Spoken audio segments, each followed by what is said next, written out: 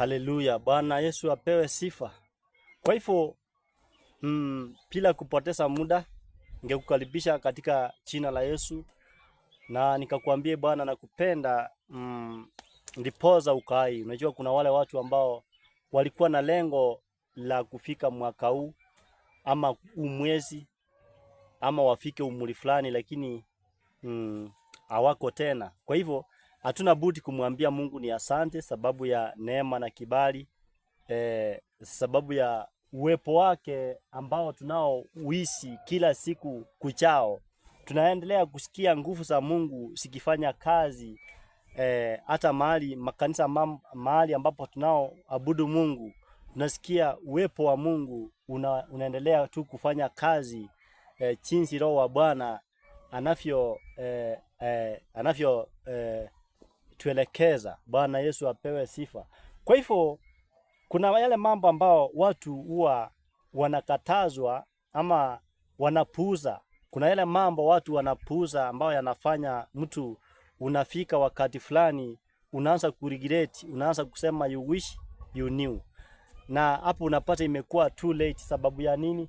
Mungu mwenyewe anataka watu wakae katika njia ya utawa, katika njia ya utukufu ama njia ya utakatifu, lakini unapata mtu amejiondoa kutoka mahali pale, ameenda katika mahali pengine. Ndio hapa unapata sasa unapata njia zinafaa siwe mbili, hakunanga njia ya tatu. Njia ni mbili, either uokoke ama uende kuzimu. Hakunanga njia ya tatu katika mambo ya uokovu. Sasa lichakuwa Bible inasema, hata hiyo Bible yenyewe inasema either uokoke ama uwe moto ama uwe baridi, lakini fugufugu ama ile kuwa wewe uko katikati hakuna. Kwa hivyo inamaanisha nini katika ulimwengu wa kiroho? Katika ulimwengu wa kiroho inamaanisha mambo ni mawili, either uende kuzimu, wewe uamue kumfanyia shetani kazi, ama uamue kuokoka. Hayo ndio mambo mawili. Hiyo ndio sheria ya mbinguni. Hiyo ndio sheria ya mbinguni. Hiyo ndio sheria, sio ya duniani.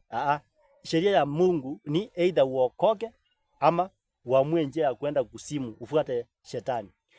Sulemani ndio huyo, ni mfalme ambaye ametoka katika uzao wa Daudi, ambaye Daudi ametoka katika uzao wa Yuda.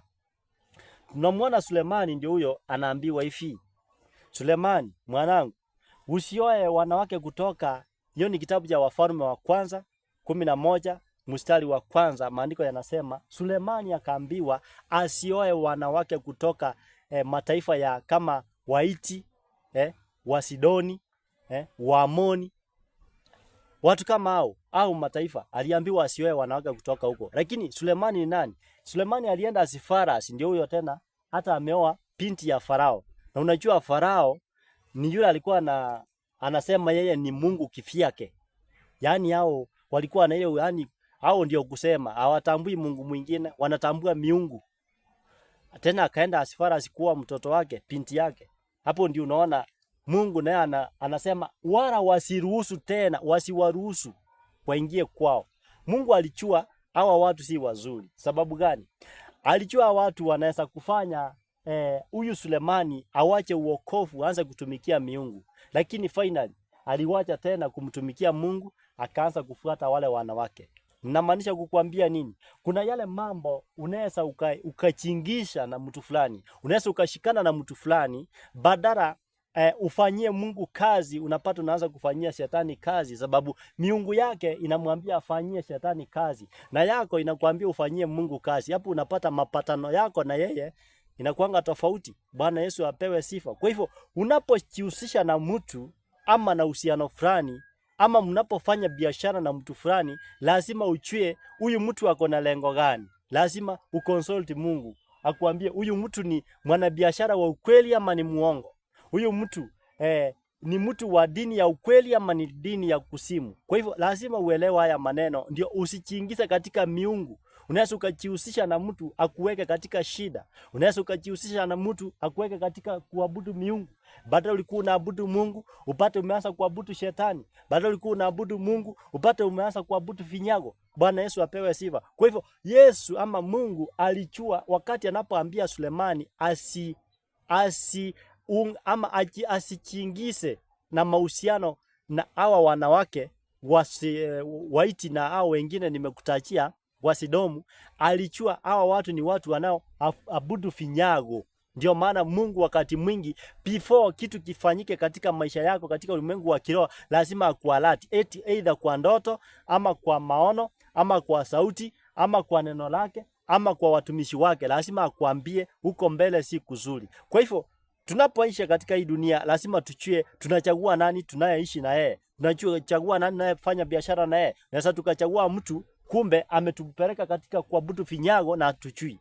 Mtu ametupeleka kuabudu miungu na hatuchui. Lakini unaona kana kwamba ni mwanadamu wa kawaida. Kumbe ndani yake ni mbwa mwitu. Anafanya vitu ambazo zinamkufuru roho wa Mungu. Anafanya vitu ambazo zinamkufuru Mungu. Wacha Mungu akakubariki na akakutetee, lakini ombi langu ni kwamba unapoishi katika dunia, chua mtu ambaye unayekaa na yeye. Ni mtu ambaye anayeabudu Mungu kwa roho na kweli, ama ni mtu ambaye anayeabudu vinyago, ama ni mtu ambaye ni mtu wa mataifa. Yeye yani ni don't care. Unajua kuna wale watu wamekata ticket. Yeye hata useme Mungu anarudi ama Yesu anarudi, she care less. He care less. Yani anasema what come what may. Wacha chenye kinafanyika kifanyike. Wacha chenye kinanyonyeshwa kinyonyeshwe, ama chenye kinasaliwa kisaliwe kinyonyeshwe. Bwana Yesu asifiwe. Kwa hivyo unapokaa katika hii dunia, chua sheria ni mbili. Sheria ya kwanza either uokoke, sheria ya pili either ufuate shetani umfanyie kazi. Uchague kuwa mtumishi wa Mungu ama mtumishi wa shetani. Je, uko upande gani? Wacha neema ya Bwana iko kutosha, lakini uchue kana kwamba katika dunia lazima uchue unakaa na nani? Uchue unaishi na nani? Uchue huyu ambaye unasema ni wako ni nani kwako katika ulimwengu wa kiroho. Anaweza kawa kwa mwanadamu, anaweza kawa ni rafiki wako, lakini katika ulimwengu wa kiroho awe ni adui yako. Kwa hivyo Sulemani alifanya uasi sababu ya kutotii sauti ya Mungu. Watu wengi wamepotea sababu ya kutotii sauti ya Mungu. Mungu anamkataza usifanye kitu fulani na yeye anafanya. Anaenda asifara asikuumia hapo mbele, anajipata katika shida. Kwa hivyo wacha neema ya Bwana ikakutoshe, na Mungu wacha akawabariki na akawalinde na akawatetee. Msikose kazi na msilale hospitalini. Wacha amani ya Bwana ikawatoshe katika jina la Yesu. Shalom, shalom, shalom. Neema ya Bwana ikawatoshe.